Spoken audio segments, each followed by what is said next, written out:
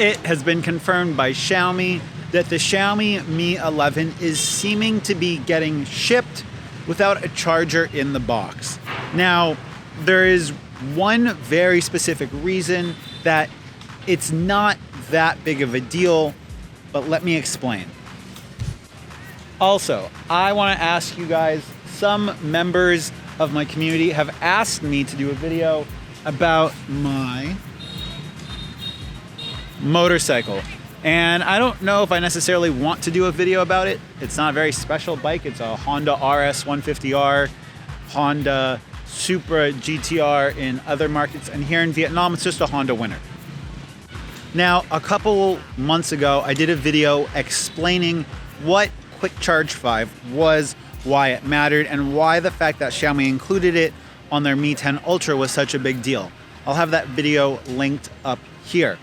But what you guys need to know, long story short, is that Xiaomi is going to be utilizing Quick Charge 5.0, or it seems like they will be, in all of their upcoming devices.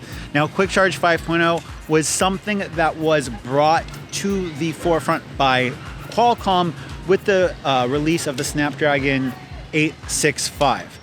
Now, just because this new technology was made available on the 865 doesn't mean that manufacturers adopted it, and by and large, most manufacturers didn't adopt it.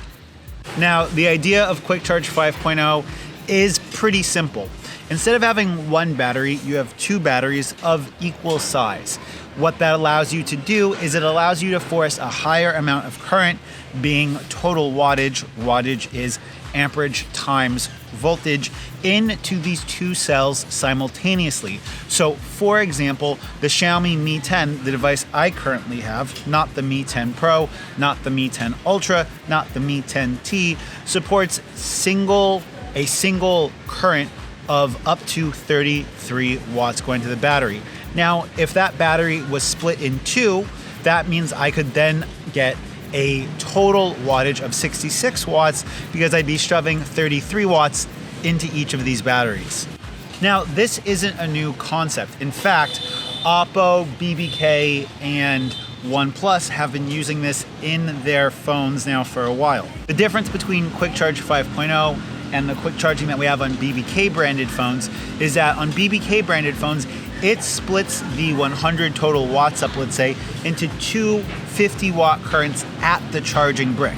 This generates a fair amount of heat, but it generates that heat at the charging brick, and it allows the device to stay cooler as it charges. With Qualcomm Quick Charge 5.0, which is available with the Snapdragon 865 and later devices, the power split is happening at the phone. So instead of needing to use a proprietary cable with the two streams of current, as you have to use with all BBK quick charging phones, you can use a regular power delivery cable, and the device will split the current into two separate currents on the actual device. Now, the downside of this is that more heat is generated on the device. The upside of this is the reason why Xiaomi didn't include a quick charger in the box, or why they said they won't, at least in the Xiaomi Mi 11. Now, the reason why this is kind of a big deal is that Quick Charge 5.0 is going to be using the USB Type-C power delivery protocol. And that protocol is essentially a way for chargers to communicate with the device they're charging back and forth, and then scale the amount of power respectively. That means that you could use, theoretically, a Quick Charge 5.0 compatible device, which will support up to 100 watts of power delivery power, and a generic 100 watt USB Type-C brick, and it would charge that device's battery at whatever the maximum allowable percentage is from that device manufacturer. Currently, the maximum theoretical input for a device to be charged at through power delivery is 100 watts. Xiaomi said that they had 120 watts with the Xiaomi Mi 10 Ultra, but when it was measured, the device was actually drawing closer to 80 watts. Now, 80 watts is still really, really fast. It means that each of these individual battery cells is being charged at around 40 watts. Really, the most exciting aspect of Quick Charge 5.0 is that you're going to be able to use a variety of chargers, laptop chargers included, and as long as they support USB Type-C power delivery, you're going to be able to charge your device extremely fast. Now, for Xiaomi to include a 100-watt USB-C charging brick in the box, if it was regular silicone-based, it would be a very large charger. If they wanted to utilize the GaN or gallium nitride charging technology, they could shrink that brick down significantly. Let me show you.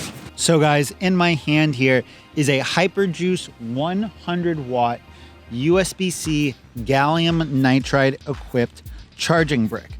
Now this is a 4-port charging brick.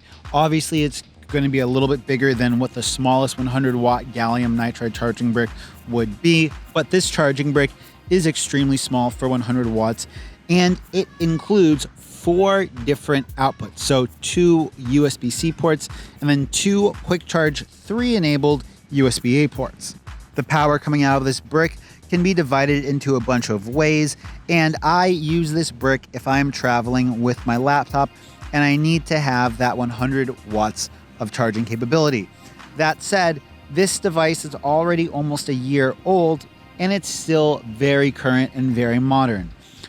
All Quick Charge 5.0 enabled devices could utilize this brick, and if the device allows it to be charged above 80 watts, above 90 watts, 100 watts, whatever it is, this charging brick would be compatible with it, as well as being compatible with my laptop.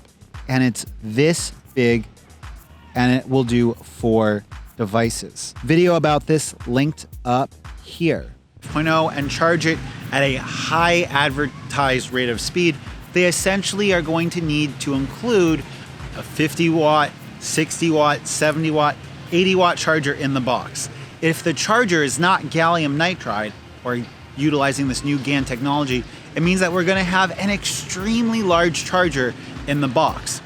If, on the other hand, Xiaomi does decide to include a 80, 70, whatever high wattage gallium nitride charger in the box with the Xiaomi Mi 11, that charger by itself would have a street MSRP of well over $40, $45. Take, for example, the new RAV Power gallium nitride chargers I've reviewed on my channel up here at 65 watts, which are, by the way, an excellent investment for anyone that's looking to potentially buy a Xiaomi Mi 11 and is going to want to buy a charger for it.